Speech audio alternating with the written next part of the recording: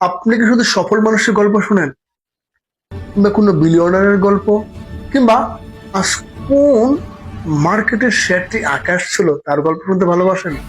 তাহলে আমি বলবো আপনি সার্ভাইভার শিপ বায়াসের শিকার। ঠিক এই ব্যাপারটাই আমাদের ব্যর্থ হওয়া লক্ষ লক্ষ মানুষদের ভুলে যেতে বাধ্য করে। যারা চেষ্টা করেও সফল হতে পারেনি, তাদের অভিজ্ঞতাও আমরা তাই কোনোদিন দেখিও না। আপনি যদি শুধু ভিডিওতে দেখেন, তবে পুরো ছবিটা আপনি কখনোই দেখেননি। তাই সিদ্ধান্ত নেওয়ার আগে ব্যর্থতার গল্পগুলোকে গুরুত্ব দিতে হবে। কারণ এক পাশে আপনি ব্যর্থতার গল্প রাখবেন, এক পাশে আপনি সফলতার গল্প রাখবেন, তাহলে বুঝবেন যে লোকটি সফল হয়েছে তার কারণ কি, আর যে লোকটি দিনের পর দিন চেষ্টা করার পর ব্যর্থ হয়েছে তার ভুলগুলো কোথায় ছিল। কিভাবে আরো পরিষ্কার ভাবে চিন্তা করবেন জানুন রল্ফ ডুবেলির লেখা the art of thinking clearly বই থেকে।